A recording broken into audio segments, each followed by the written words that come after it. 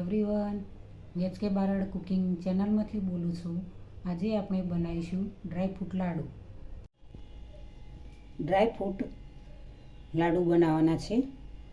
મખાના, કાજુ, બદામ, દ્રાક્ષ, ખજૂર, અંદરથી બીજ કાઢી નાખ્યા છે. નારિયેળનું છીણ, 1 ચમચી ઘી એડ કરીશું.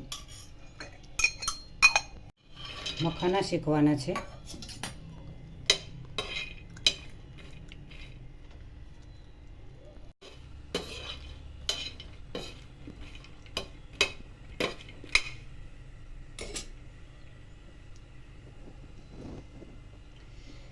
ડ્રાયફ્રૂટ પણ શેકી દઈશું. નોર્મલી શેકવાના છે.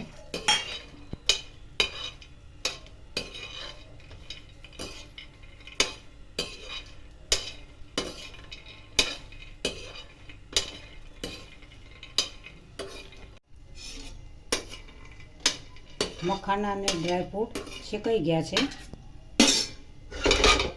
હવે તેને લઈ લઈશું.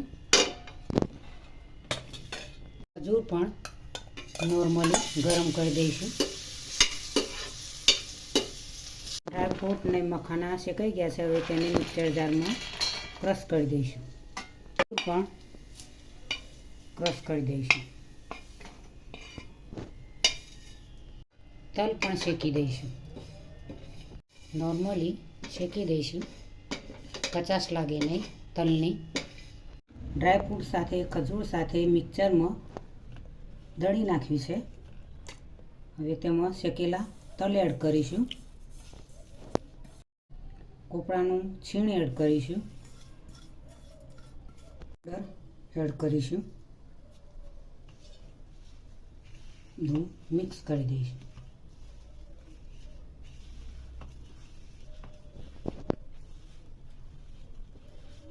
સરસ આ રીતે સરસ એવા લાડુ ડ્રાયફ્રૂટના બનાવવાના છે. બરાબર મિક્સ કરવું પડશે.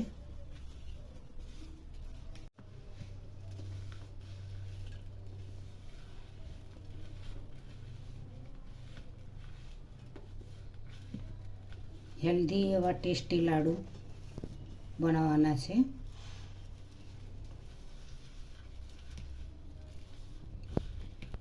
સરસ બધું ડ્રાયફ્રૂટ સાથે મખાના, ડ્રાયફ્રૂટ, ખજૂર સાથે બધું મિક્સ થઈ ગયું છે. તો હવે તેને વાટકીની અંદર લાડુ બનાવીશું. સરસ એવા મજાના ટેસ્ટી અને સ્વાદિષ્ટ મીઠા એવા તમારા મોઢામાં ગળે એવો સ્વાદ લાવી દે એવા લાડુ બનાવવાના છે.